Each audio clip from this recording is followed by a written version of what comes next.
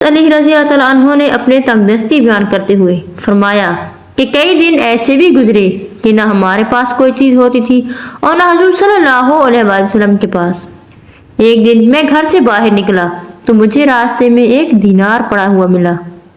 تھوڑی دیر میں یہ سوچتا رہا کہ اسے اٹھاؤں یا نہ اٹھاؤں، لیکن بالآخر میں نے اسے اٹھا ہی لیا، کیونکہ کئی دن کے فاقے کی وجہ سے ہم بڑی مشقت میں تھے۔ چنانچہ میں اسے لے کر ایک دکان پر گیا اور اس کا آٹا خرید کر حضرت فاطمہ رضی اللہ عنہ کے پاس لایا اور میں نے کہا کہ اسے گوندھ کر روٹی پکاؤ۔ چنانچہ حضرت فاطمہ رضی اللہ عنہ آٹا گوندھنے لگی۔ بھوک کی وجہ سے ان کا یہ عالم تھا کہ انہیں بہت کمزوری محسوس ہوئی، اور ان کی کمزوری کا بھی یہ حال تھا کہ ان کی پیشانی کے بال آٹے کے برتن سے ٹکرا رہے تھے۔ پھر انہوں نے روٹی پکائی۔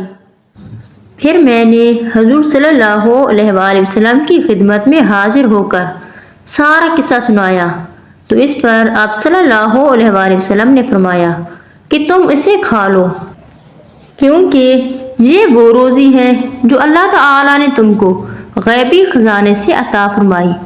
پھر اس کے بعد میں گھر واپس آیا اور اللہ تعالیٰ کا شکر ادا کیا، اور ہم نے کھانا خوشی خوشی سے کھا لیا۔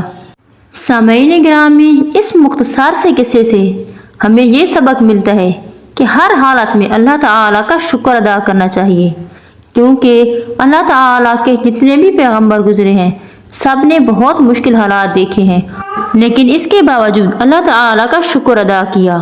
اللہ تعالیٰ آزمائشیں اور مشکل حالات ان پر ڈالتا ہے جن سے اللہ تعالیٰ پیار کرتا ہے، تو اللہ تعالیٰ کی تمام آزمائشوں کو ہمیں صبر کے ساتھ برداشت کرنا چاہیے، اور اللہ تعالیٰ سے دعا کرنی چاہیے کہ اللہ تعالیٰ ہمیں اللہ تعالیٰ کی ہر آزمائش پر پورا اترنے کی توفیق عطا فرمائے۔